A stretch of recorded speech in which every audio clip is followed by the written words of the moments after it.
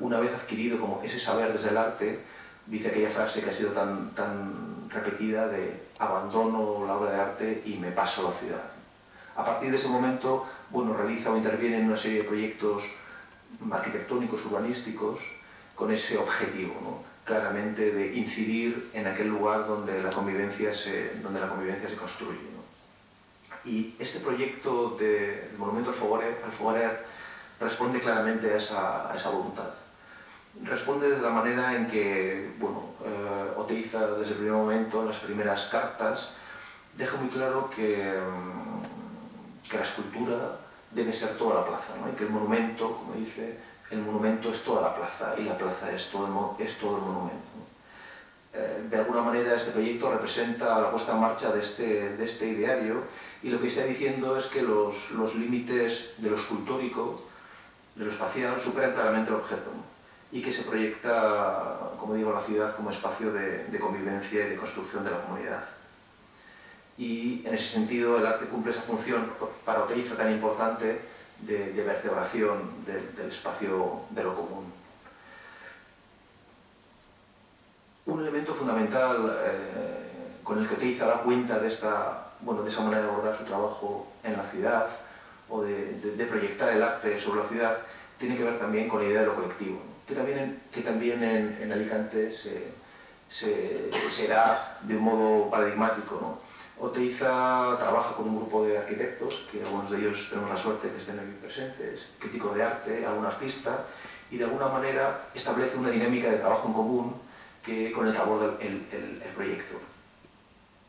Es decir, en ningún momento se plantea dar una solución como de francotirador o una solución en la que solo participe él, ¿no? Él entiende, es muy consciente que lo colectivo se debe construir y se debe abordar desde lo colectivo. Y que una posición individual siempre será en ese sentido, bueno, incompleta, ¿no? De este modo, bueno, pues este proyecto también representa o conjuga todos estos elementos y considero que también lo que le da vigencia y hace que tenga interés hoy día, porque muchas de estas cuestiones todavía están presentes en las acciones en torno a la ciudad que vivimos en la actualidad, ¿no? Bueno, el proyecto en definitiva pone de manifiesto, bueno, esta dimensión múltiple del pensamiento de Oteiza y que coincide en un momento, a principios de los 70, cuando él de nuevo ha vuelto al laboratorio, ha retomado parte de la praxis escultórica, ha vuelto un poco al taller, momentáneamente, entre el 72 y el 75, y es también un momento, quiero decir, como activo de su pensamiento y de su praxis artística, y también es un momento en el que él recibe, bueno, otros encargos de obra pública a los que intenta dar salida, ¿no? Los 70 en ese sentido es como un segundo momento de la creación y de la praxis de Oteiza. Antes hablábamos del fracaso, ¿no? Como un elemento, una coletilla que también, el fracaso de este proyecto y el fracaso como una coletilla que ha acompañado a Oteiza durante muchos años. En muchos de sus proyectos no se llevan a cabo, precisamente los proyectos que trabajan sobre la ciudad, ¿no? Que es como esa gran preocupación que de alguna manera permanece incompleta. Es cierto que en Oteiza hay un conflicto cuando se proyecta sobre lo público, ¿no? Posiblemente porque como ocurre en este proyecto, en el proyecto del Monumento al Foguerer, él aborda este encargo con una ambición plena, que no se frena ante nada y que, como ocurre en esta ocasión, no solo se limita a los límites del objeto escultórico, sino que lo que pretende es una transformación plena de todo el entramado urbano, ¿no? Y esa ambición, que como ocurre en el caso de Alicante, también trasciende a muchos de sus proyectos, lo coloca en algunas ocasiones en un lugar de imposibilidad, ¿no? Pero ese aparente fracaso, como digo, da precisamente cuenta de su ambición, ¿no? De su ambición plena y sin límites ante la creación, y creo que también eso es, bueno, yo creo que eso es un legado y una reflexión que hoy también nos llega, ¿no? Por lo tanto, el hecho de que estemos hoy aquí es también un pequeño éxito, porque aunque el proyecto no se construyera, ha dejado tras sí una estela de planteamientos, de pronunciamientos y de reflexiones sobre los que podemos sobre lo que podemos continuar, ¿no?, en esta línea de reflexión y sobre lo que nos convoca, todo ello nos convoca hoy aquí. Por lo tanto, más que un fracaso, evidentemente para Alicante pues hubiera sido muy interesante que esa intervención se hubiera llevado a cabo, pero nuestra memoria queda un poco resarcida con la presencia de esta publicación, que en ese sentido me van a permitir que lo entienda como un pequeño éxito. Aunque no sé si esta cuestión del éxito le gustaría a Oteiza, que como solía decir, o como dijo en algunos momentos de su vida, cuando recibió algún reconocimiento, algún premio, decía que yo no pienso empañar mi currículum de fracasos con un éxito de mierda.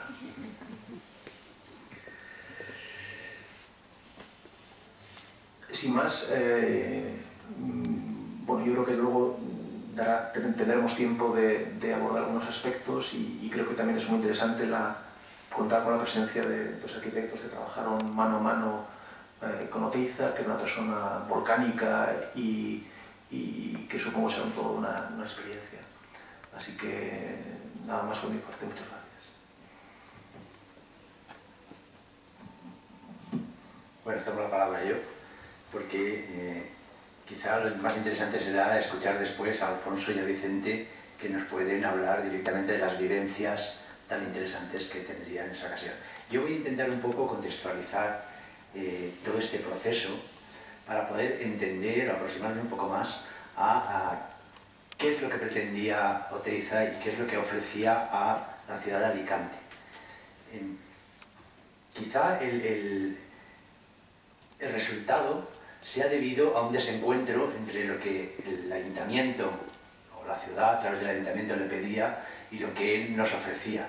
En un momento determinado, en el 52, él escribe una frase que quiero ahora recordarla, encabeza el libro, que dice: el arte no surge para ser entendido por todos, surge para servir a todos. Y él está ofreciendo una obra de servicio a la ciudad. Para entender lo que él está planteando, cuando le ofrecen hacer un monumento al Foguerer, quizá conviene enlazar tres cuestiones paralelas, pero que se mezclan entre sí y que nos dan un poco la visión de conjunto. La primera de ellas es el lugar. El lugar es la Plaza de España, todos la conocéis, pero la Plaza de España supone en aquellos momentos, a final de los años 60 y principios de los 70, un enclave que había ido cuajando desde mediados del 19, incluso antes, y que está representando un reto especial en la ciudad moderna, en el surgimiento de la ciudad moderna de Alicante. Pensad que desde que existían las murallas empieza a surgir un ámbito de convivencia extramuros que empieza con las alamedas, con el paseo de Campo Amor, que cuaja con el Panteón de Quijano a mediados del 19, que se está construyendo con lo que era el hospital militar, luego convertido en el cuartel de la Guardia Civil, que se consolida con la vida en torno a lo que es la Plaza de Toros, que continúa con la construcción del Instituto Provincial de Higiene, que genera todo un mundo paralelo de la vida moderna de Alicante a partir de la conversión de la Casa de la Misericordia en fábrica de tabacos, con todo lo que genera de las cigarreras, que es el punto de confluencia de los caminos que van a la Huerta, que van a Villafranqueza, que van a El Altozano, a Los Ángeles, a San Vicente, que ahí arrancará y se enlazará con lo que es la Ronda del Ensanche. Es decir, es un nudo donde la vida urbana moderna del 19 y del 20 está adquiriendo un máximo protagonismo. Y precisamente en los años 60, cuando se está redactando el plan general, los arquitectos los técnicos que lo redactan, Juan Antonio García Solera y otros, se dan cuenta del papel fundamental como nudo de vialidad, de calle, que está adquiriendo ese lugar. Una vialidad que necesita no solamente resolverse, sino que necesita además expresar la idea de ciudad moderna. La vialidad, los que somos ya más mayores, nos acordamos, En los años 60-70 la modernidad de la arquitectura venía a través del coche y a través de los escalestris que se construían en la Plaza de Atocha en Madrid o que se hacían a doble, bueno, aquí mismo en el Postiguet, etcétera, etcétera. Luego, el tema de la vialidad a través del coche era un tema clave. Centralidad de servicios y de edificios de carácter público, vialidad y necesidad de generar un núcleo moderno que exprese todas esas cualidades de la ciudad moderna. Ese es el lugar. ¿Cómo se expresa esa ciudad moderna? En los años después de la Primera Guerra Mundial, Giedion, que es el secretario de los Congresos Internacionales de Arquitectura Moderna, tiene una serie de debates y de discusiones y de escritos y escribe un texto junto con José Luis Sert y con Ferdinand Léger, el pintor, que se llama Una nueva monumentalidad. Su tesis, fundamentalmente, era: la arquitectura moderna centró su interés en los primeros momentos en la vivienda racional, moderna, higiénica, el Existenzminimum, las actuaciones en Alemania, las Sildungen, etc., las actuaciones en Viena, en Holanda. En un segundo momento ha estado reflexionando sobre la estructura, la morfología de la ciudad moderna, los Tiam de Frankfurt, los Tiam de Bruselas, la Carta de Atenas, y ahora, él está escribiendo, están debatiendo en el año 1944, ahora el reto que tiene la arquitectura moderna es la monumentalidad, convertir esa ciudad en una ciudad monumental, entendiendo como capaz de expresar los valores, los sentimientos, las necesidades de esa cultura moderna. Ese escrito lo recoge posteriormente en el año 56 en un texto que se titula Arquitectura y Comunidad, en alemán, que el año siguiente, el año 57, se traduce al castellano en Buenos Aires. Oteiza lo conoce desde el principio, y no solamente lo conoce, sino que lo subraya y de alguna manera empieza a tomar notas y a compartir y a reflexionar ideas sobre ese concepto de cómo hacer la monumentalidad de la ciudad moderna. Cuando llega a Alicante, encuentra ese problema urbanístico y esa necesidad de expresión de la ciudad moderna. Por eso él dice que el monumento es la plaza, y la plaza tiene que convertirse en ese lugar para servir a todos. Y es a partir de ahí como hay que entender el planteamiento que él está barajando, cómo él está enfocando esa cuestión. Lógicamente lo enfoca desde sus coordenadas estéticas, desde sus parámetros, desde su propia evolución y su propia manera de entender eso, que es: el monumento es urbano, es la ciudad, y la ciudad no la construye uno, la ciudad la construye entre todos. La síntesis de los artistas, de Ferdinand Léger, pintor, José Luis Sert, arquitecto, y Giedion, crítico, los tres están pensando en que el arte moderno es un arte de confluencias, de arquitectos, urbanistas, escultores, etc. Y todos ellos en favor de esa ciudad moderna, de la expresión de esa nueva monumentalidad. Creo que ese sería el sustrato, las bases, las coordenadas para poder entender el proyecto. Evidentemente no es eso lo que se le está pidiendo desde aquí. Creo además que la cultura, la sociedad alicantina, desde el punto de vista oficial está pidiendo un simple embellecimiento de una rotonda de tráfico, y desde el punto de vista cultural, desde el Grup d'Elx, Alcoyart, etcétera, todos los artistas del momento apoyan decididamente, por supuesto, Pepe Bebiá, etcétera, apoyan su planteamiento, pero no sé hasta qué punto lo comprenden.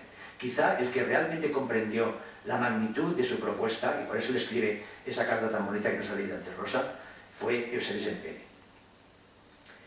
Es a partir de ahí, por lo tanto, de ese sustrato, donde posiblemente Alfonso y Vicente nos podrán aproximar mucho más a cómo se desarrolló precisamente ese intento de transformar el entorno del Panteón de Quijano, del ensanche que había quedado delante de la Plaza de Toros y del cruce de ambos, de esa especie de L, en transformar eso en algo de uso público, en algo de disfrute, en el vacío que es capaz de generar la vida urbana moderna, precisamente en ese lugar. Luego yo quería simplemente subrayar esas tres cuestiones.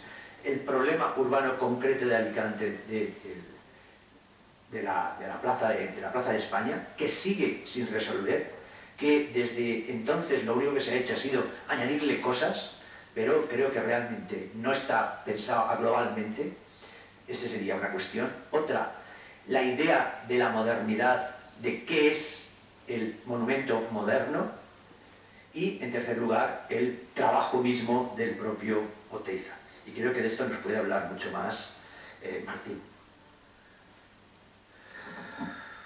Buenas tardes.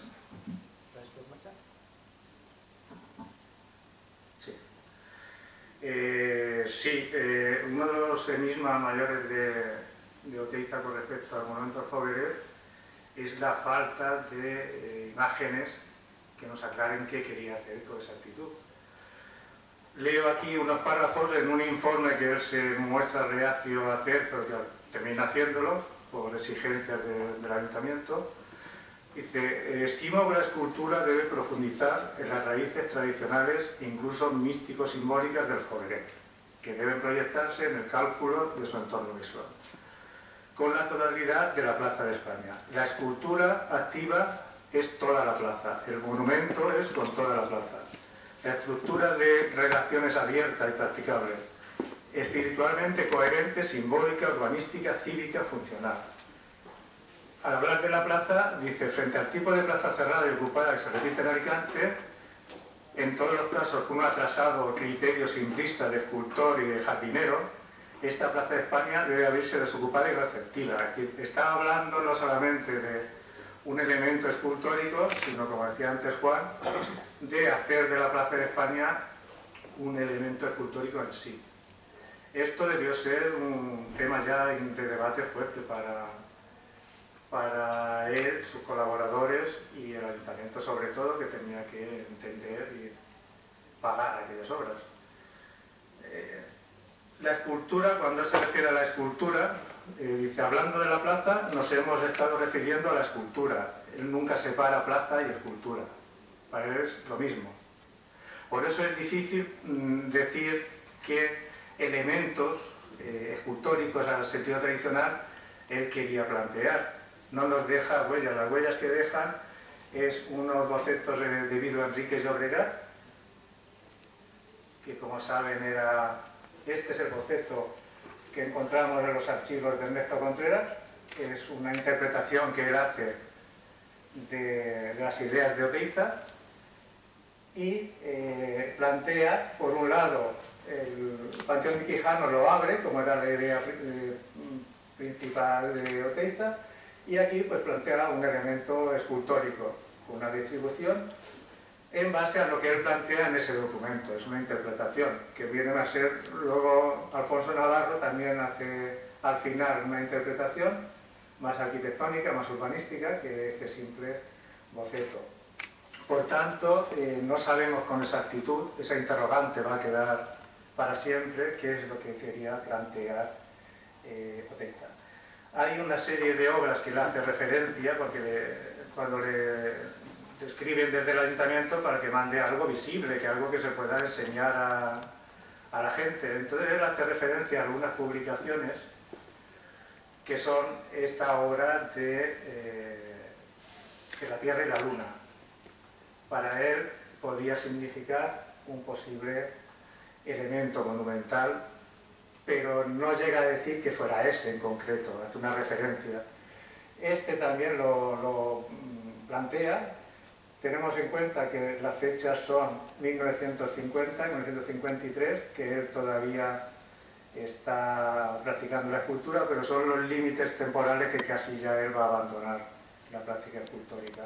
Y un monumento, que es este al prisionero político desconocido, que es de la misma época del 52, que es de una belleza para mí extrema.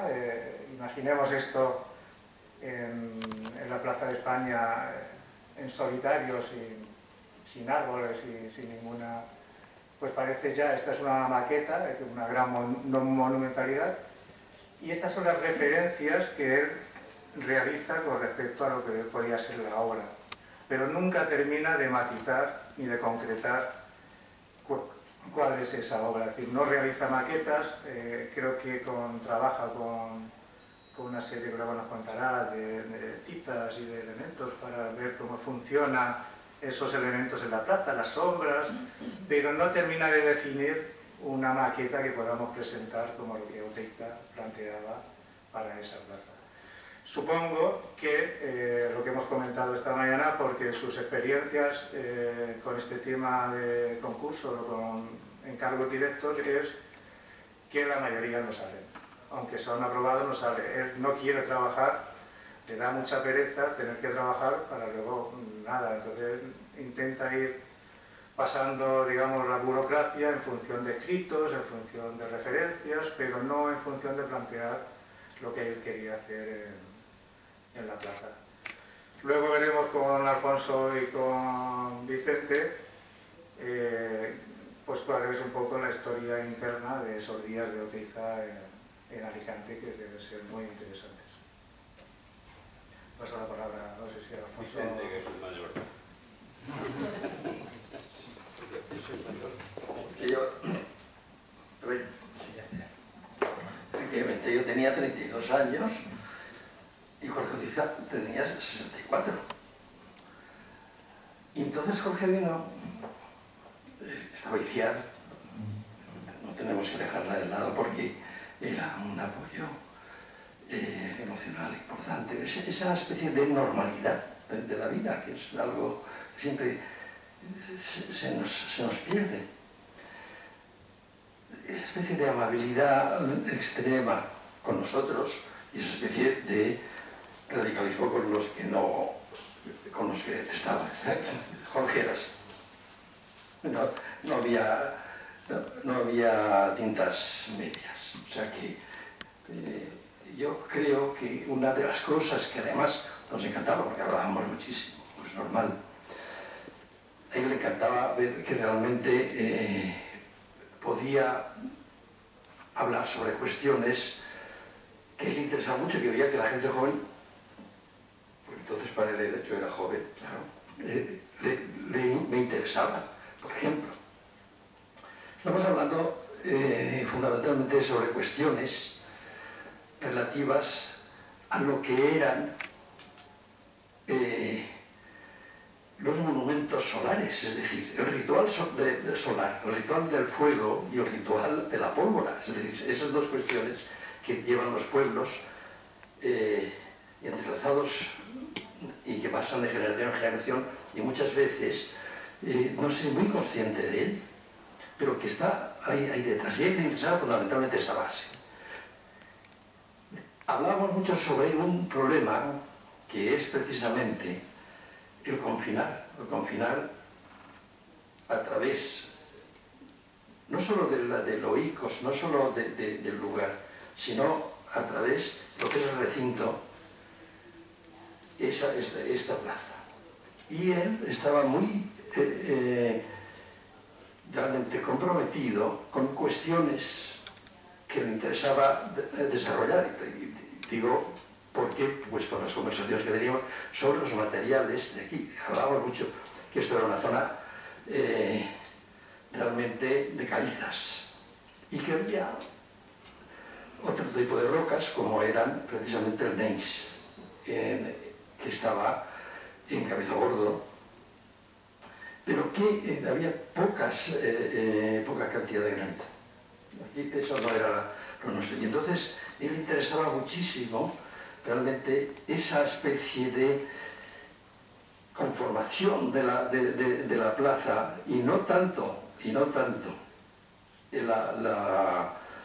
podemos decir la circulación, como realmente el no hacer caso a la circulación como principio de forma, sino que existiera la circulación, ¿de acuerdo? Pero lo que es la morfología, otra historia, otra cosa que realmente en ese momento pues no se llevaba, no estaba en las discusiones. Lo que es la morfología era algo que correspondía a conformar todo aquel espacio y preparar historias tan complejas como era Una noche de lluvia, anónima, esto podríamos decir casi dramática, cómo podía, por ejemplo, desaguar todo. Es decir, cómo podía filtrar, cómo podía desaparecer el agua y cómo podía aparecer en otro lugar. Esas cuestiones tenían una importancia vital y no eran iconográficas. ¡Ah, vaya por Dios! ¿Quién iba a entender eso? Que realmente no había detrás una iconografía.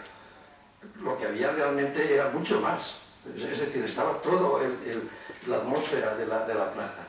Y eso es casi evanescente. Entonces ahí era donde realmente podríamos decir, las discusiones se hacían fuertes y donde aparecían realmente los elementos que realmente interesaban. O sea, la iconografía, que era algo en que la habilidad, por ejemplo, de esa navaja que llevaba para hacer tizas era algo que siempre podía ser muy bello, no le interesaba a Jorge, era demasiado hábil para que eso le interesara. Le interesaba muchísimo más lo otro que estábamos hablando ahora. Es decir, por ejemplo, esa obsesión de las palmeras que tenía que llenarlo todo, el Ras detestaba, es decir, esa forma de esto, de cómo realmente todos los espacios quedan banalizados a través de algo tan bonito cuando está en un huerto y algo tan banal cuando forma una línea arbitraria en un lugar que ni tiene capacidad ni tiene tampoco silueta para ello. Todo eso son las cosas que realmente se hablan sobre la plaza. O sea, la modernidad estaba ahí, las discusiones estaban ahí. Y yo creo que eso era muy difícil, muy difícil. O sea, y además sigue siéndolo, es decir, una pieza que salga bien necesita esfuerzo y confianza de la gente que va a hacerlo. Alguien tenía que saber que aquella plaza iba a ser única y que iba a ser una pieza fundamental en Alicante, que iba a ser mejor que cualquier otra pieza que hubiera en el mundo, ya está, era esa. Pero eso no lo podían entender, porque realmente esa especie de trayectoria banal se había infiltrado a la sociedad, y es que es así, como en ese momento podríamos decir que esas cartas y esas especie de exigencias, sobre todo basándose mucho en esa iconicidad falsa, pues nos hacían esto, nos deprimían. Vaya, eso no nos ayudaba, eso es la verdad.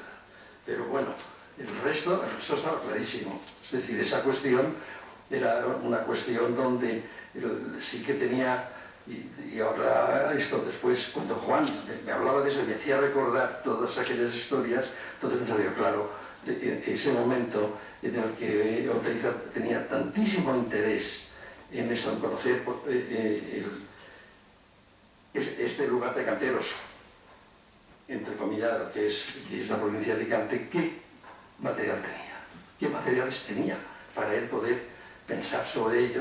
Porque es cierto que el escultor piensa sobre esa cuestión tan elemental, como ¿cómo filtra esta piedra? ¿Qué tenemos que dejar de cesuras? ¿Cómo hacemos un suelo que desaparezca la lluvia instantánea? Ya puede haber, ¿qué lluvia más? La más alta que hay, pues mira, 62 litros metro cuadrado y hora. Eso es una enormidad, eso tiene que poderlo absorber la plaza. Tanto. Eso era realmente lo que estaba sobre la mesa de trabajo. Y era verdaderamente tan de verdad, que no me podía explicar cómo después podían decir que no había forma.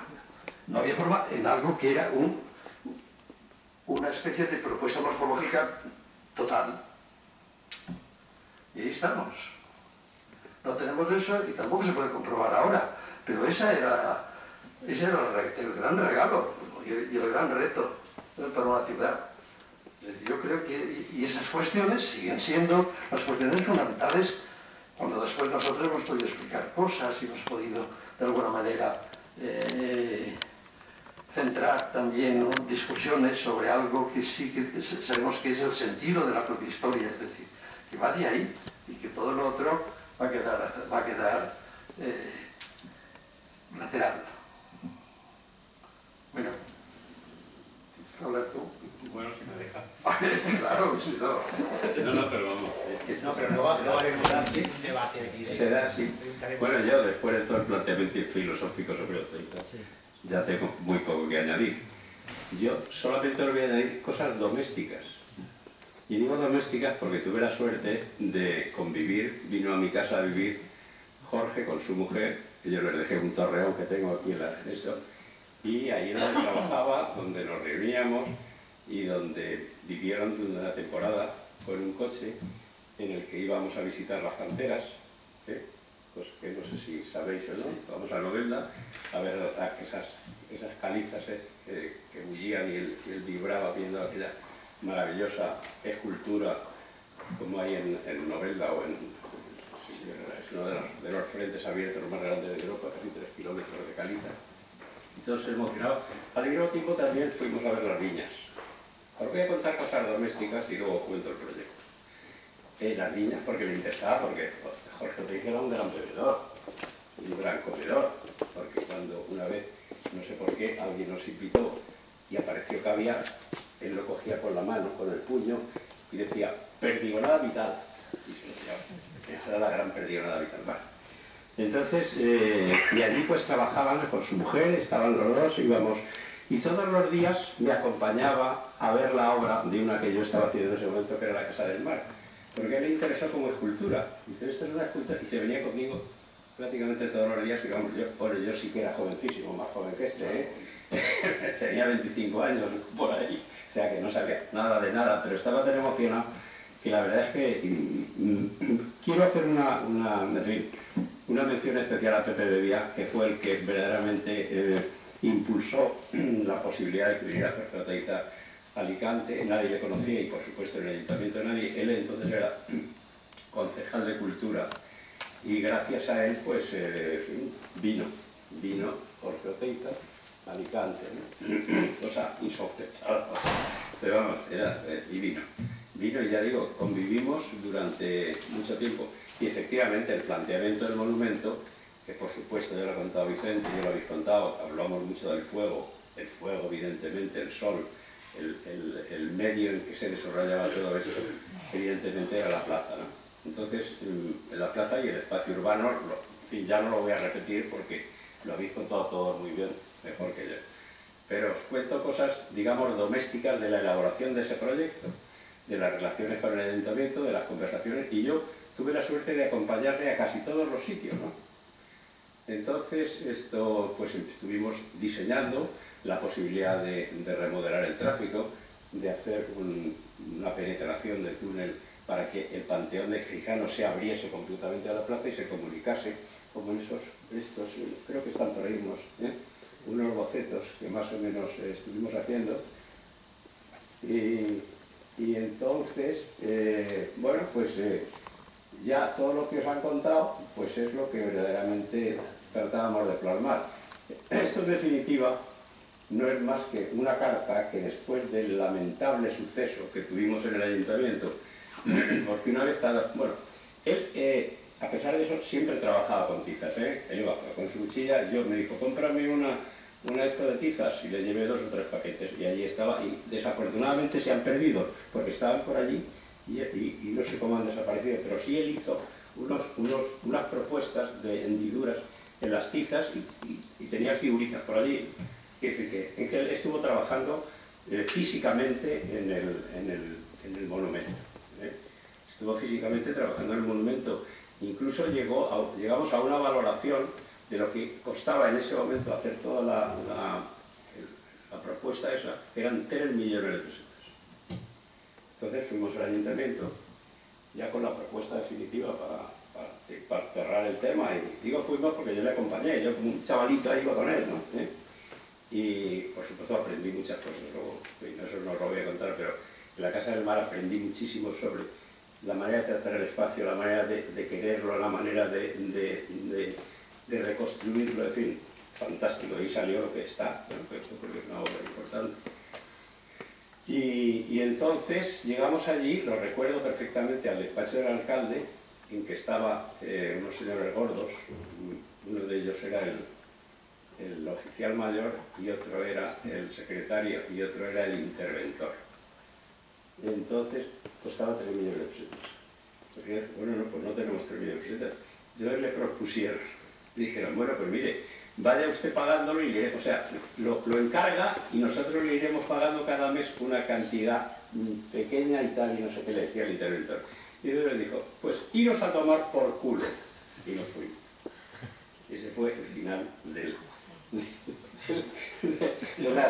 la reunión con el ayuntamiento, con el tema económico y tal, y a partir de ahí pues ya se fue, ya Néstor, yo le escribí una carta, una larga carta en la que contaba todas las de, bueno, sobre todo le contaba pues más que el fracaso, el desastre que suponía esta ciudad, en que nada, cualquier aportación pues no tiene eco. Sigue ocurriendo, es decir, esto estamos hablando del año 68, no, 72, pues 72, pues igual, estamos exactamente igual. O sea, la misma imagen que os he contado del ayuntamiento puede ser la que se ha repetido durante, es una especie de hadas malignas que pupulan por esta ciudad y no nos han dejado nunca hacer nada de lo que realmente, alguna cosa sí, y algunas cosas, lo que dices tú, que se han hecho mal. Pero bueno, entonces que yo he podido intervenir afortunadamente en algunas, que algunas se han hecho, pero también coincidió que en esa época hicimos un proyecto para un parador de turismo que yo se lo comenté en el castillo, metido entre las murallas para intervenir. Pues fue la misma historia con el interventor, sí que dijo, no hay dinero, valía 361.000 pesetas el proyecto, y dijo, no, ni hablar, y se quedó Alicante sin parador de turismo. Y está, y esto es una sucesión de cosas. El ejemplo de Jorge Otoiza probablemente es mucho más sangriento, porque en ese momento Jorge Otoiza ha representado pues lo que podía haber sido el punto de arranque de toda la modernidad en Alicante, pero ya no solamente desde el punto de vista escultórico, sino lo que comentabais del planteamiento urbano, del planteamiento de la ciudad, de querer a la ciudad, de querer a los lugares, cosa que él repetía continuamente, y efectivamente aquí nadie quiere a su tierra, aquí, en otros sitios sí, aquí nadie quiere a su tierra. La despreciamos, por yo no, pero que en general. Y entonces este fue pues un episodio muy bonito, muy intenso. Yo naturalmente aprendí muchísimo, tuve la suerte de convivir con él durante no sé cuánto, pero era un par de meses, estuvo aquí bastante tiempo, Casi sí. Y con visitas, con viajes, ya os digo que íbamos a Novelda, luego a ver viñas por ahí también, y fue, la verdad, una lección, como una especie de tesis que yo pude haber elaborado, ¿no? Y esta es un poco la historia que pudimos hacer. La verdad es que el proyecto era un proyecto en que vaciábamos el pabellón de Quijaner, es decir, lo integrábamos a lo que era la plaza esa de la Rotonda, el tráfico entraba por abajo, y entonces, claro, el monumento estaba allí en el centro, pero de otra manera, ¿no? Que de cómo está ahora, ¿no? O sea, era todo una integración y se remodelaba todo como el núcleo fundamental en Alicante, ahí. Y claro, después de esto, pues vienen los lamentos. Esto realmente no es un lamento, esto yo creo que es la exposición de un anhelo y de algo que nos ha enseñado mucho. O sea, no tenemos ni las tizas, ni tenemos el boceto ese que ha salido antes, no tiene nada que ver, Y pues fijaros que ahí el monumento está en otro sitio, ¿no? No está en la isleta, ¿no? Es que nunca lo hubiera puesto en un sitio. No, sí, en los dibujos en los que yo le hice, pues estaba puesto en otro sitio, ¿no? Estaba ahí como... Bueno, entonces, y no sé por qué decía esto, porque que digo que no ha sido un fracaso. O sea, con esto todos hemos aprendido mucho. Evidentemente, si tuviéramos la cultura de Jorge Otoiza en Alicante, todos tendríamos mucho más. Hemos aprendido mucho los que convivimos con él. Teníamos aquí la suerte de haber seguido con la memoria de estas cosas, de todo esto, pero no es un fracaso. Yo creo que esto es un episodio muy bonito, porque no es un episodio de muerte, es un episodio de vida. Entonces han sido tales las evidencias que todos hemos tenido, que nos ha aportado que bueno, yo me siento realmente orgulloso como un discípulo aventajado de haber estado viviendo una larga temporada con él, viviendo las cosas más sencillas, ¿eh? Es lo que os contaba de comer, de beber y contar chistes y divertirse y meterse con uno y meterse con otro y todo eso, pues yo a su lado, pues fijaros, un chaval de 25 años o de 26, pues claro, aquello era una verdadera gloria estar allí con él. Con lo cual, pues yo os agradezco mucho que hayáis seguido con con este episodio tan bonito y que sirve de testimonio a la gloria de toda la ciudad, y que desgraciadamente pues no lo tenemos. Yo voy a aprovechar para abrir un poco la mesa redonda y para el debate. Y es que a mí me gustaría aprovechar que estáis aquí porque hay un tema que quizá es uno de los fundamentales del planteamiento de Oteiza en esos momentos y que resulta particularmente difícil, y es esa colaboración desde el urbanismo, la arquitectura, etcétera. ¿En qué términos se plantea? O sea, ¿cómo pueden hablar el mismo lenguaje un escultor, un pintor, un urbanista en torno a la propia ciudad? Y cómo, mejor dicho, no cómo se plantea en plan general, sino cómo se planteaba en vuestro caso. Muy sencillo. Hablando a dos personas. Hablando a dos personas más o menos cultas, más o menos instruidas y más o menos con buena voluntad. Es decir, la distinción entre escultor, arquitecto y tal no es tan radical como aparentemente es el producto de la obra. Yo creo que hay ahí, es decir, en el fondo todos somos un poco escultores, un poco arquitectos, un poco urbanistas y un poco pintores, digo, en el marco de las artes plásticas en el que nos movemos. Entonces no hay esa gran diferencia. Es como el médico que dice, no, yo solo sé de rodilla. Coño, perdón, pues no, tienes que saber de algo más, porque todo eso tiene una repercusión. Sí, por lo cual el diálogo, Juan, era el diálogo... Yo esto no sé si funciona o no. El diálogo era muy fluido, porque haciendo planteamientos como lo que estaba hablando Vicente, del sol, de todo el entorno, y si es que no entendías todo, te lo explicaba muy bien. Por ejemplo, el tema de la escala, que es tan importante en arquitectura y en urbanismo y es tan importante en escultura. El tema de la orientación o el tema de la textura. Que son temas que afectan a ambas cosas. A ver, si apretáis el otro se apaga, ¿vale? Son temas, la escala, la textura, la orientación, todo eso son temas que afectan a todos ellos, pero que lo utilizamos con parámetros distintos. Entonces, en un momento determinado, la confluencia es lo que me gustaría, como lo pensabais. Yo estoy hablando, pero... Está hablando. Sí, en realidad, esa cuestión ya la había planteado Mies. Es decir, el problema al final de encuentro real es la formación de la gente. Es decir, el problema fundamental está en asumir, no un problema de escala, sino oficio y medida. Esa base es la que realmente une a la gente. El oficio y la medida. Es decir, ahí sí que nos entendíamos muy bien. ¿Cómo ves esa distancia? ¿Qué es para ti? Y otra vez, y aquella otra distancia. ¿Por qué es transversal y no es longitudinal? Y todo eso realmente es la cuestión que además nos une. Y yo creo que ahí es donde realmente aparece ese artesano que seguramente proviene de los presocráticos. Sí. Claro. Sí, no, pero evidentemente lo que yo decía es que no hay diferencia. Si yo, por ejemplo, iba a la cantera de Novelda a ver las piedras calizas, el diálogo era muy fluido, porque él se emocionaba viendo eso, conocía la piedra, yo le explicaba la composición, él la sabía, dialogábamos y no había ninguna diferencia. Es decir, ni en dimensiones. Pero importaba mucho las precisiones. Sí, bueno, el grano. Uy, era... Eso ya es cosa tuya. Eso ya es cosa tuya. Pero quiero decir que ese diálogo, igual que cuando, por ejemplo, íbamos a la Casa del Mar y analizaba las sombras que producían los volúmenes.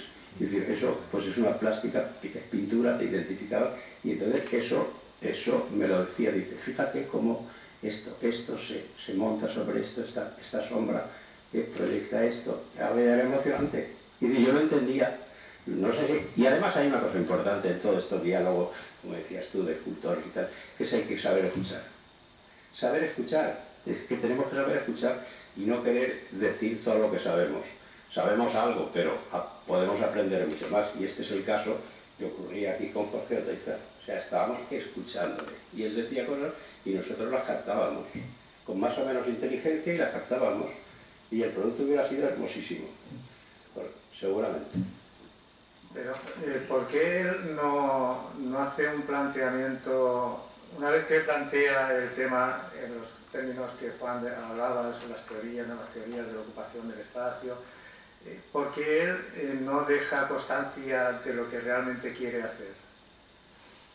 En algún momento lo dice...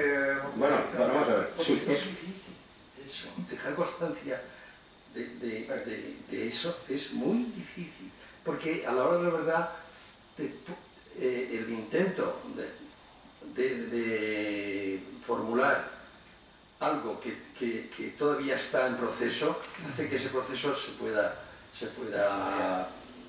No, pero verás, yo creo que había una cosa también importante. Él lo hablaba, no escribía. Hablaba continuamente y no escribía. Pero al mismo tiempo decía, esto no lo van a entender estos. Decía, esto no lo van a entender, pero bueno, seguimos hablando. O sea, esas pláticas las teníamos siempre y las decía siempre con todos, ¿no? Pero claro, sabiendo de que todo ese planteamiento... Pero si este planteamiento de ciudad que él hacía, que hemos hablado, sigue no entendiéndose en este momento. Siguen creyendo que la ciudad se hace con papeles, siguen creyendo que las ciudades se estructuran con los planes generales, siguen creyendo que están, bueno, en la inopia, o sea, porque no entienden la ciudad, porque no entienden el hecho de lo que estamos aquí comentando, es que la ciudad es vida, es una expresión total del arte, es un sitio donde se vive, se convive, se quiere, se muere y tal, y todo eso siguen no entendiéndolo. Alfonso, ¿tú crees que eso tiene que ver, o se puede interpretar con la frase que he dicho yo, que es del propio Oteiza? El arte no sirve para ser entendido por todos, sirve para servir a todos. Claro, efectivamente, pero claro, por eso digo que siguen no entendiéndolo. Eso es del 52, cuando él lo dice, sí, es del 52, o sea que él asume esa historia, pero además es que en ese momento yo creo que esa discusión era muy clara, porque era realmente lo que negaba era el populismo en ese momento. Era una cosa que es así. O sea, digamos las cosas como son. Él decía, no quiero ser elicista, no soy elicista en sí, no solo soy, pero lo que yo hago no es para que realmente todo el mundo lo pueda entender, sino para que lo pueda disfrutar. Así. Sí, sí. No más. Pero fíjate, aquí hubo una exposición de Oteiza en el Castillo. Por cierto, estuvo muy bien montada, no sé si vosotros intervinisteis o no. Además fue admirable porque en la silueta, o sea, en una de las pretiles del castillo, pusieron una serie de esculturas, no sé si llegasteis a verlo, que fue una maravilla, ¿no? Estuvo francamente bien, ¿no? No sé quién impulsó eso, alguien del Ayuntamiento de Cultura o tal, pero en fin, vino. De la Fundación Capa. O de la Fundación, sí, pero fue realmente emocionante, porque era una cosa que la gente desconocía, pero estuvo francamente bien montada allí en el castillo, de las pocas cosas, además de las que hace Rosa, en su máximo esfuerzo. Mirad, por abrir un poco el debate y por no defender, porque ya sabéis que este ayuntamiento es indefendible en muchas cosas, pero una administración pública, entendéis que en todo el rato estáis hablando de que Oteiza no plasma, no dibuja, no escribe y no hace un boceto, no muestra un boceto a la administración de decir esto es lo que quiero hacer. Sin esos papeles la administración no funciona. Entonces, que la administración entienda una entelequia por mucho que sea filosófica y por mucho que la idea de Oteiza fuera maravillosa, que el interventor proveyera de gasto en el presupuesto del 74 2 millones de pesetas y en el del 73 2 millones de pesetas, algo que no existía porque era una filosofía propiamente de la ciudad, pues es muy difícil de entender para la administración, y eso debéis de entenderlo de alguna forma. Sí, en ese sentido yo creo que quien juega de charnela es precisamente Pepe Bebia, y que incluso el boceto que hemos enseñado de Enrique Llobregat, yo creo que lo hace en un momento determinado cuando le dicen algo. Pues, él ha hablado de esto, y hace un boceto un poco por cumplir el expediente, por decirlo de alguna manera, por querer trasladar a ese ámbito de que tú estás hablando, ese planteamiento suyo al ámbito de la administración y de la viabilidad. Pero el boceto ese que hemos visto aquí de Llobregat no se parecía en nada con las tizas que le estaba haciendo, nada, en absoluto, ¿no? Bueno, yo es que recuerdo también que esa cuestión, no sé si... hay un escrito muy preciso sobre lo que él quería hacer. Ese escrito es de una precisión exhaustiva, es decir, estaba muy claro, clarísimo.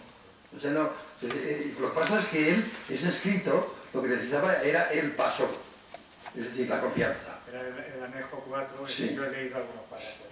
Es clarísimo, o sea, hay un modelo escrito, que somos gente que sabe escribir todavía, o sea, ya no sé más adelante qué pasará, pero bueno, por ahora la escritura sigue siendo muy precisa, y ese modelo existe. Sí, él hace referencia además a obras suyas, a unas imágenes suyas. Posiblemente también entiendo que hasta que Oteiza no hubiera resueltos los problemas generales, no podría abordar la particularidad, porque en proceso, de tal manera, en proceso tramposo. Y necesitaba la confianza para eso, que lo que no podía hacer es... Pero evidentemente había un sustrato de desconfianza por ahí. Sí, la desconfianza se palpaba en el ambiente. Yo creo, desde el inicio. Eso está desde el inicio. Palpaba en el ambiente la desconfianza hacia... Había un rechazo, como es normal aquí en este ayuntamiento y en esta ciudad. En cambio, esta mañana nos preguntamos precisamente cómo al final este encargo se produce a Oteiza. Cuando parecía que el planteamiento inicial del ayuntamiento o la voluntad de resolver, bueno, pues como esa ilustración de la rotonda con los planteamientos de Oteiza están un poco alejados, ¿no? Incluso en un momento se plantea que puede ser Chillida, unos candidatos, puede ser Madeo Gavino, y finalmente se elige a Oteiza. ¿Por qué se lo elige a él? Yo creo que ahí el que da el paso es Pepe Bebia. Y entonces luego pues lo que nos pudiera preguntar alguno, pero porque en ese momento pues yo tenía una relación con un arquitecto, con Juan Daniel Fullaondo, que era un seguidor y admirador y tal, y amigo de Jorge Retencia. Yo tenía también relación con él, y entonces pues esas conversaciones, pero básicamente quien llevó la charla, como dices tú, era Bebia nos contó que en la Comisión de Cultura, que estaba él, Beltrá y Peris, se manejaron 3 nombres, que yo había dicho otro, pero eran Oteiza, Chillida y Subirats. Y que finalmente, por los motivos de tal, por la proximidad... Hubo una reunión en mi casa, con los 3 que tú has dicho, con Bebia, Beltrá y el otro, ¿no? Beltrá era, creo que era, algo tenía que ver con un espigado alto moreno. Y en mi casa nos reunimos allí, y no sé por qué entonces eran las cosas mucho más cordiales. Y al final se decidió por Oteiza, y Pepe Díaz fue el que lo condujo y lo dijo. Nadie ni le conocía ni sabía. ¿Quién es este? Perdona, José Bebia, estamos hablando de Sí. Claro. Era el concejal del Ayuntamiento de Cultura, que luego fue senador, fue miembro de la Plata Junta, fue senador y fue vicepresidente del Congreso con el PSOE. Primero fue senador por el PSP. Eso es. Estamos hablando de este día, sí. Y primer director del Instituto Femenino de Alicante. para más señas. Catedrático de griego. griego. Catedrático de griego. Sí, pero era en época franquista. Pero en ese momento, y a renglón seguido, Juan, de lo que tú has dicho, del nudo de publicaciones, convendría también recordar que en esas fechas en el que se plantea el lugar monumento, porque claro, estamos hablando del monumento al Foguerer y la estructura mental inmediatamente es pensar en el elemento hito, que es lo que Oteiza no plantea el lugar, que has recalcado tú. Yo tuve ocasión de ver los papeles que hay en el archivo de Alicante, que es un fondo en el que vas buscando A y no sale A y te sale X. Bueno, en ese momento es cuando se suprimen los tranvías de Alicante, previo. Y el cruce del elemento central, esto donde se cruzaban los tranvías que venían del centro, que se iban hacia Carolinas por un lado y la Huerta y a San Vicente, y los que venían en sentido contrario. Y además, cuando no había doble vía, y ahí el cruce era que esperaban un poquito más arriba, se cruzaba con el otro, venían. Y en ese momento se produce la supresión de los tranvías. En ese momento, o un tiempo antes, habría que constatar datos. Y es cuando se plantea la revalorización de ese espacio en una solución nueva. Y es cierto que Pepe Bería, con el que salen los papeles que yo he podido leer en el archivo, es el que potencia eso. Los demás, efectivamente, no lo entienden. Y el escudo de que falta dinero y tal, es el escudo que se sigue manejando administrativamente siempre. Tiene razón Rosa, que el papel del administrador, como bien sabemos, del interventor y del secretario, es que haya algo y que tenga fondos a justificar. Pero esa es la otra justificación de las menudancias.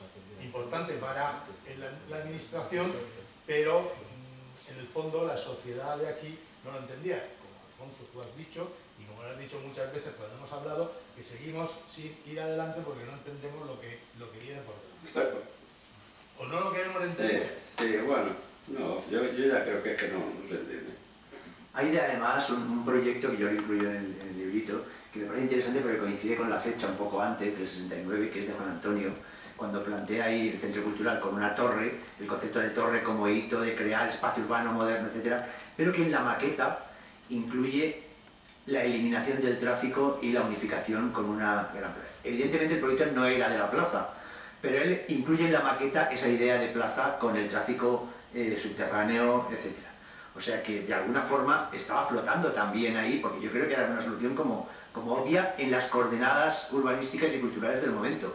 Supresión de tranvías, tráfico rodado, dobles niveles, escalestri, o sea, me parece que iba todo por ese. Y todo eso incluía la posibilidad, por eso todavía es más chocante, que es una posibilidad que estaba tan próxima también a los intereses de tráfico, etcétera, que sin embargo se quedara abortada. O sea, que no esa posibilidad de unificar, de hacer la plaza, de hacer ese elemento unificar para el uso de la gente y no para el tráfico, pienso yo.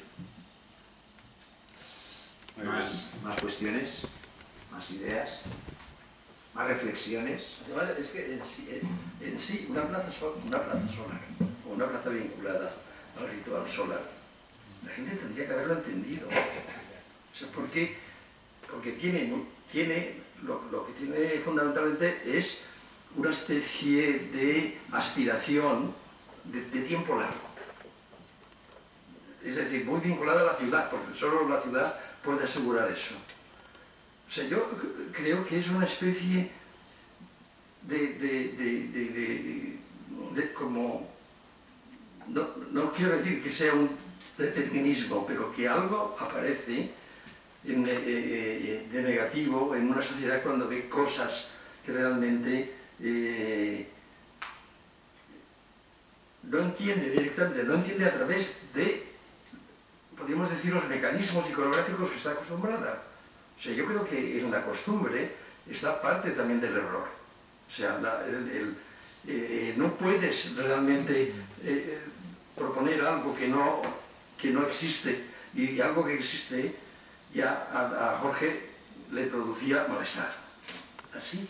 Yo creo que aquí hay una cosa importante que podemos llegar... Él quería proponer quería proponer realmente aquello que no existía todavía, pero que era realmente el tiempo ya de hacerlo. Claro, es que eso es lo que yo decía, que quizá esto nos pueda servir como inicio del planeamiento que se está esperando, a lo mejor el análisis más profundo del monumento al Foguerer y estos descalabros que hemos contado, pero que al final hubieran sido el verdadero planteamiento del análisis y evolución y el urbanismo de la ciudad. De considerar que la sala de estar de cada casa es la plaza y una serie de cosas. No meternos en la mecánica, vuelvo a repetir, del duro y frío plan general hecho por abogados. Y esto hubiera sido el punto de partida del nuevo planeamiento y el nuevo planteamiento de una ciudad con todas sus dimensiones, Y esto yo creo que puede ser digamos, el resumen magnífico de lo que hubiera sido el arranque moderno del planteamiento y planeamiento de la ciudad. No los planes generales. No el plan general. Perdón, yo es que creo que no sería tan importante que hubiera una maqueta previa, porque de hecho ya estaba aprobado Oteiza hasta qué punto podía llegar. Él planteaba levantar unos menires, unos tótems, cualquier cosa que produjera una sombra arrojada, la propia, el vacío, el lleno, y eso tendría 360 grados de adorno para esa plaza. Si pretende preparar un escenario, si pretende preparar un capitel para poner luego encima cualquier tipo de elemento, va a lucir, pero tendrá que tener primero el elemento. No creo que fuera tan importante que estuvieran las tizas ya recortadas o que estuvieran los tótems ya preparados, que sí que es cierto que para el funcionariado pues tiene que verlo, pero tendría que haberse visto las posibilidades que daba ese pequeño tótem, que con la luz que tenemos en Alicante pues podría haber marcado y haber hecho igual que se hace en Lisboa. En Lisboa una de las cosas más preciosas que me sorprendieron a mí son pues esas sombras arrojadas sobre el suelo que hay, ¿no? Que está con los adoquines, lo mismo que en Praga. Él se ve que pretendía, por las piedras calizas, como has comentado antes, que tienen un color tan especial, levantar un tótem en medio, pues estaría produciendo según a qué hora una escultura diferente, y más con los válidos lleno de vacíos y de llenos, como habéis comentado, que estaba más que probado lo que podría hacer. O sea que tampoco es tan importante que estén o que no estén esos elementos. Él pretendía ensalzar los elementos que luego pondría sobre ese espacio. Por eso estamos dándole vueltas un poquito a una cosa que es obvio que no era tan importante que estuvieran, aunque sí que hicieran falta, como ha dicho Rosa, para presentar un proyecto que será aprobado y soltar, que le cuesta tanto soltar la panoja al ayuntamiento. Perdonadme, ¿y qué papel jugó el mundo de las hogueras? ¿El mismo que hoy, por ejemplo? Yo creo que es uno de esos puntos a tener. O sea, yo creo que el monumento fracasó porque el mundo de las hogueras no estaba detrás de él, ¿no? Nada, pero en absoluto. Bien, pues ese es el verdadero motivo, ¿no? Nada, o sea, nada. La otra cuestión es que, por ejemplo, para Jorge, un muro pelágico tenía una presencia todavía actual extraordinaria. Es que esas son cuestiones. Una civilización griega tan primitiva que de pronto aparezca en un momento determinado es el muro. Pues el muro es realmente lo que nosotros vemos ahora. Ahora, esos 3000 años no han pasado para él. O sea, es que realmente el problema está en esa profundidad de la interpretación de la obra. Es decir, esta obra es una obra que tiene esa profundidad. Y eso sí que realmente estaba clarísimo. Si yo recuerdo también, después de la cuestión esa que tú comentabas, que al día siguiente, cuando llego, me dice, esto ha sido garete. Me voy. Y fuimos, curiosamente, a comprar ensaimadas a la mallorquina. Con, porque era, vamos a despedirnos tal, pero así, de sencillo. Entonces, ese fue, quedamos en esto, de los escribirnos y demás, pero bueno, esa es una cuestión así, lo que me encontré, que es lo que tú decías, así, no. Y es que además, eso es así. Pues te digo es porque que es, ¿vale? Con respecto a lo que se comentaba del mundo de las hogueras, que decías tú, Rosa, es evidente que ese mundo estaría en contra absolutamente de Oteiza. No solamente como artista, sino ya como persona, porque sale en prensa ciertas, este es vasco, este no sé qué, viene aquí a pretender quitarnos, incluso los escultores de la tierra, salvo Carrillo, que forma equipo, pues algunos pues van diciendo verdaderas barbaridades sobre él, porque no se hace un concurso, porque se lo han dado a dedo, etcétera. Es decir, que sí que tiene una participación grande, pero en el sentido negativo.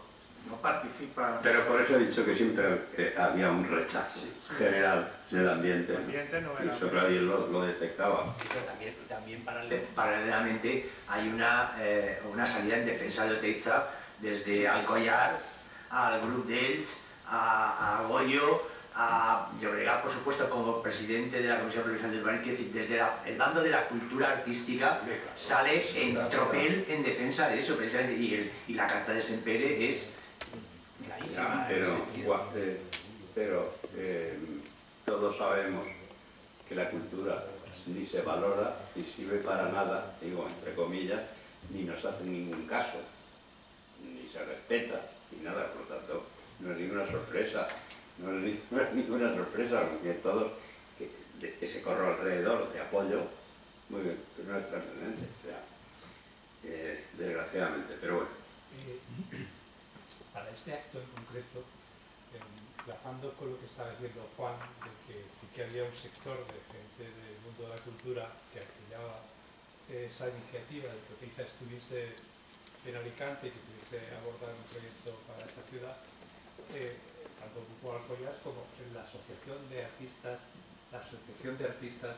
Plásticos, que estaba en marcha, en principio digamos, al margen de las libertades, al principio estaba como actuando en la defensa de la democracia y en defensa de las libertades y todo eso, pero en la Asociación de Artistas Plásticos de la Comunidad Valenciana, que estaban integrando la gente como el propio Arcadio Blasco, la gente como Mario Candela, Segundo García. Habéis comentado también a Josep Bebià, que era catedrático de griego en femenino y al mismo tiempo también premio Maxim Nobel posterior, que es Pergón. ¿No habéis pensado, para este acto en concreto, la pregunta va en ese sentido, de que esa gente que participó de una forma activa para que esto pudiese ser un logro para la ciudad y que Oteiza pudiese aportar su visión y su proyecto para que transformar un espacio, tanto la gente de la Asociación de Artistas Plásticos, que ahora pues está un poco extinguido, pero sí que existió, tanto la gente, el propio Josep Bebià, que es el que encargó y que estuvo, a mí me parecería interesante que hubiesen estado Josep Bebià en principio y luego pues la gente que estaba en la vanguardia desde naciendo en el Club Amigos de la UNESCO, que estaban, bueno, pues Vicente Mateo ya se murió, por supuesto, ¿no? Pero que la gente que participó en todo ese apoyo a esa iniciativa y ese, pues creo que podría haber sido, partiendo del propio Josep Bebià, que pudiese estar dando su parecer. Si eso habéis indagado, habéis hecho pesquisas, o si esos exmiembros de la Asociación de Artistas Plásticos estaban en la clandestinidad y que estaban luchando por transformar, sobre todo la labor de las instituciones en aquel momento, querían que estuviese representado por los artistas, que tuviesen voz para poder opinar sobre los proyectos, y que aquello era un germen de gente muy activa en defensa de la modernidad, de los tratamientos del arte. De todas maneras, sí, ahora te comentaré lo que estás diciendo. Yo creo de todas formas que tú estás hablando de 2 o 3 años después. Y creo que en aquellos momentos, 2 o 3 años, del 71, 72 al 74, 75, la cosa cambió mucho. Evidentemente ya estaba ahí todo ese germen, pero estaba a otra escala. Quiero decir, Josep Bebià era concejal del ayuntamiento, de un organismo oficial, un ayuntamiento franquista en aquellos momentos. todavía el tema de la placa junta, del Club de Amigos de la UNESCO, etcétera, es ya 75, 76, y ya te digo que 2 o 3 años en aquel momento era importante. De todas formas, coméntale. Pepe Bebbia ha excusado su presencia hoy aquí porque da clases en la Universidad de Adultos y me ha dicho que era imposible. De hecho, nosotros mantuvimos una reunión con él y fue el que nos explicó cosas de las... En cuanto además, pues Mario Candela desgraciadamente ha fallecido y la mayoría no se encuentra. Y los que sí se podrían encontrar simplemente hicieron una nota, como puede ser Tony Miró, en el grupo de Alcoyans o la gente de Elche, pero que no estuvieron dentro del proceso, eran notas de apoyo, pero sin más. Entonces, bueno, hay referencia a ello, pero no... Y en cuestión de Pepe Bebbia ha sido eso, es decir, el primero que invitamos fue a él.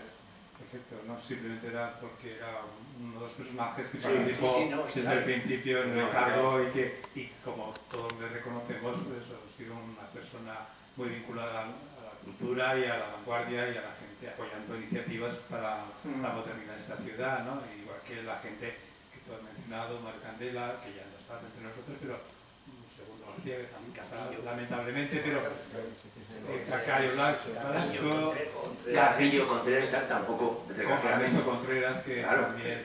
ellos son los que toman parte activa, los demás eran los que apoyaban. Sí, pero de ese grupo, de esa gente, de Sudbevia y los miembros asociados a esa asociación. El motivo de su no presencia es ese. Es cierto que hay que agradecer a la familia de Ernesto Contreras que nos facilitaran de su archivo una documentación que ha sido fundamental, igual que parte de esa documentación estaba en el archivo Oteiza, como los dibujos de la carta de Alfonso Navarro, que se encontraba archivada allí, y el archivo municipal de Santiago Varela, que es el que también da alguna información sobre el tema. Nosotros hemos intentado, en el final del libro, poner en primer lugar una relación de todos los documentos que hemos utilizado, desde las referencias de notas de prensa, artículos de prensa, etcétera, hasta los documentos que hemos encontrado en los archivos, etcétera. Y hemos intentado transcribir o a reproducir aquellos directamente vinculados con el diseñador.